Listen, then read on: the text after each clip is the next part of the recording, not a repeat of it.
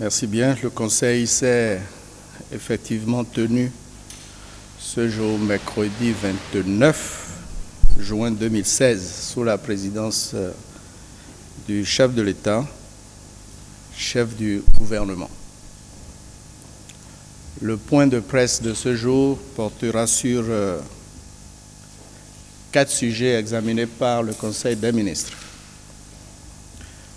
Le premier concerne l'adoption d'un certain nombre de décrets. Le Conseil a adopté les projets de décrets portant attribution, organisation et fonctionnement des 4 ministères suivants. Le ministère des Enseignements maternels et primaires, le ministère de l'Énergie, de l'Eau et des Mines, le ministère des Affaires étrangères et de la coopération, le ministère de l'Enseignement supérieur et de la recherche scientifique. Le Conseil vient ainsi de boucler l'examen et l'adoption des décrets portant attribution, organisation et fonctionnement des 20 ministères. Le deuxième point évoqué est relatif au financement du budget national. Le Conseil a entendu une communication du ministre de l'Économie et des Finances qui rendait compte de l'émission d'obligations du Trésor public de notre pays pour financer des dépenses prioritaires inscrites dans le collectif budgétaire et pour engager l'appurement des instances de paiement.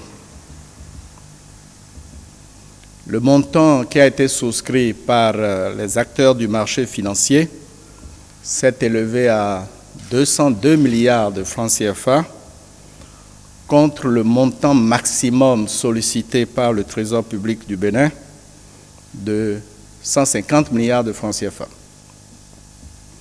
Donc il y a eu une sursouscription de 52 milliards.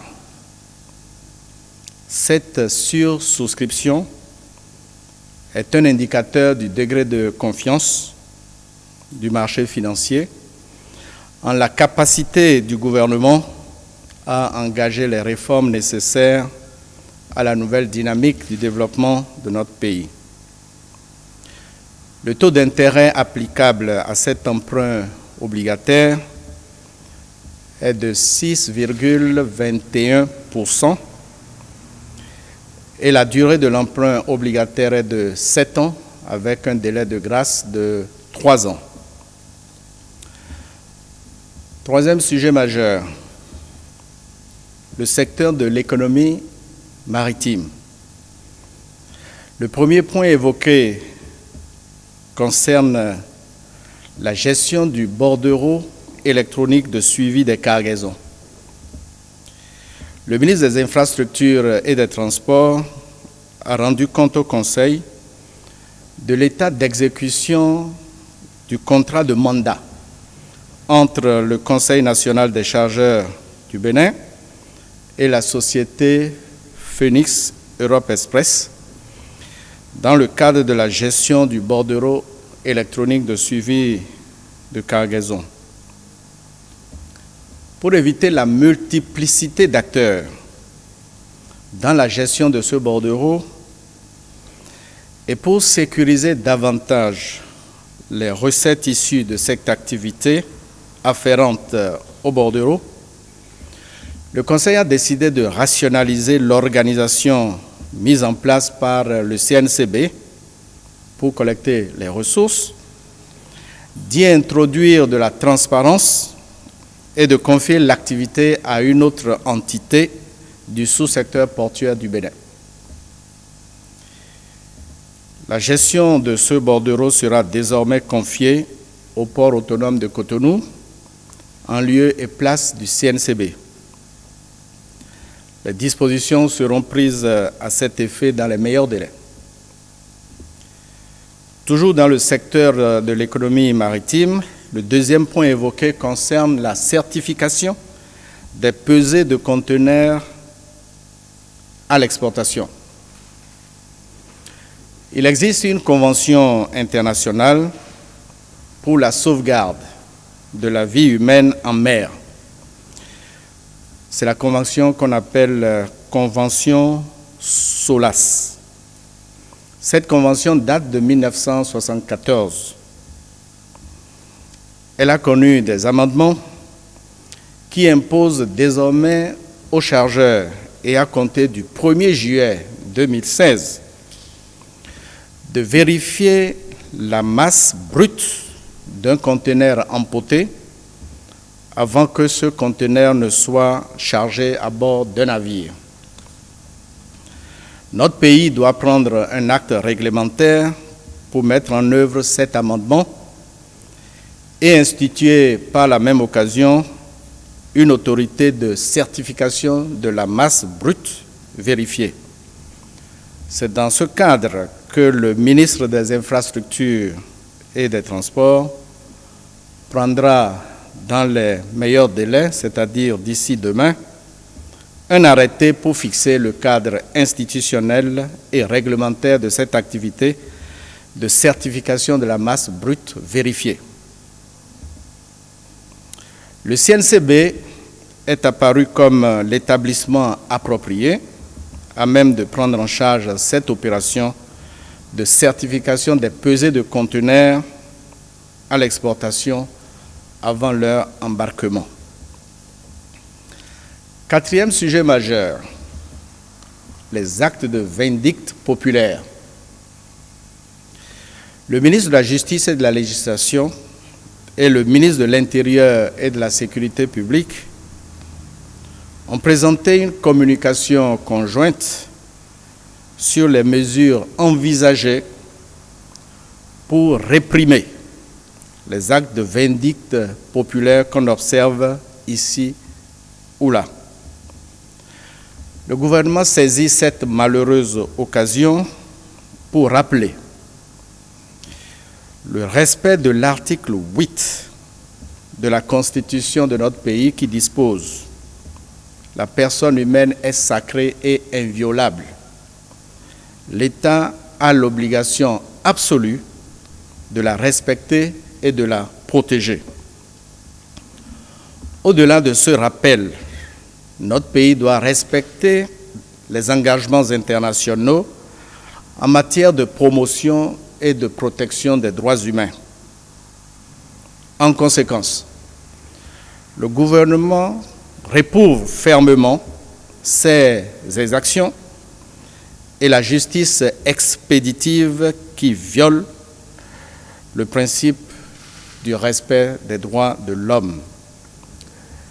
Et c'est pourquoi, pour décourager de tels actes, qui sont des actes ignobles, le Conseil a instruit les ministres de la Justice, de la Sécurité publique et de la Défense au fin de faire procéder avec diligence à des enquêtes sur tous les cas de vindicte populaire survenus et non prescrits, d'appréhender et de poursuivre les auteurs, les co-auteurs et les complices.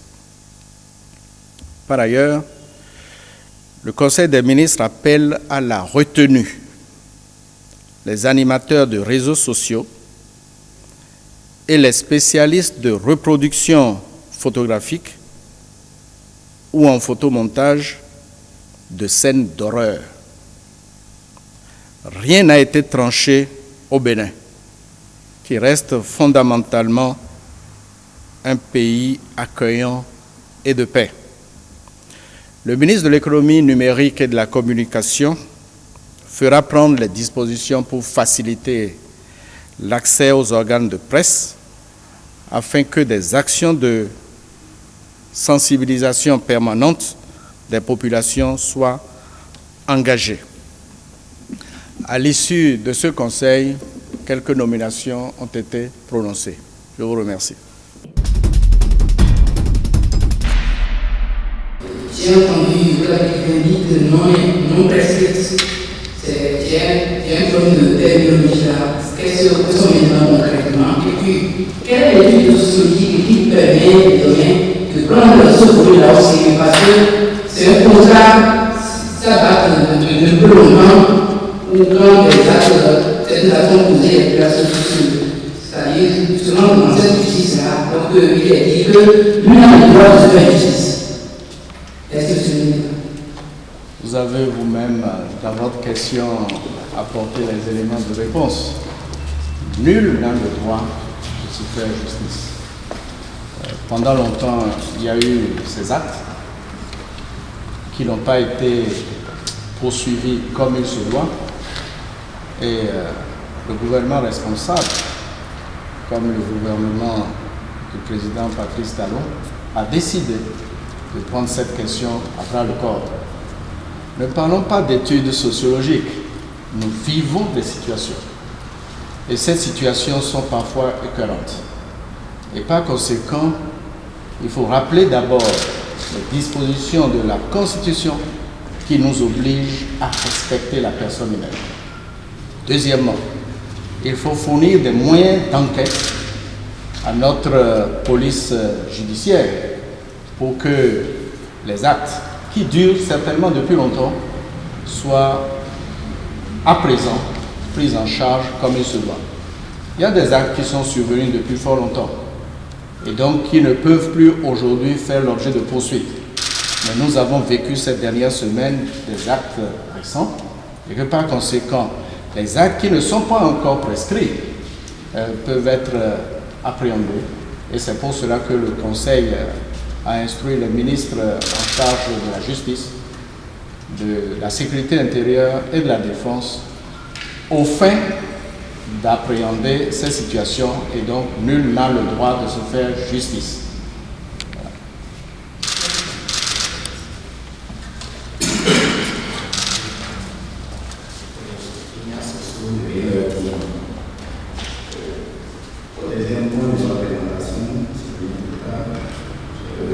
Vous avez dit que vous avez obtenu un financement de 102 milliards contre les 150 milliards associés. Il y a un écart de 52 milliards. Je voudrais savoir quelle orientation le gouvernement compte faire de cette augmentation de 2 milliards. Non, quand il y a une intervention sur le marché, vous annoncez le montant que vous sollicitez. Et le besoin de financement dont l'État a besoin, si vous permettez cela, est de 150 milliards. Et donc nous avons reçu une autorisation pour effectuer cet emprunt obligataire de 150 milliards. Il se fait que l'emprunt ayant été lancé, les souscriptions ont dépassé les 150 milliards. Et les souscriptions se sont élevées à 202 milliards, ce qui fait une différence de 52 milliards. Nous avions le choix entre utiliser une partie de ces 52 milliards ou ne pas les utiliser. Le tout dépend des taux d'intérêt.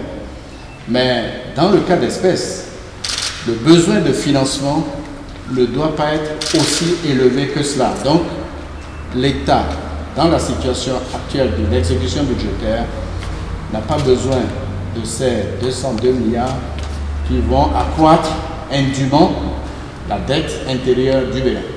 Donc c'est pour cela que le gouvernement s'est limité à 150 milliards pour financer, comme je l'ai dit, les dépenses prioritaires qui sont inscrites dans le collectif budgétaire et pour financer l'appurement de la dette intérieure, parce que vous savez qu'il y a un volume de dette intérieure en instance. Voilà. Il ne faut jamais s'endetter au-delà de ce qu'il faut.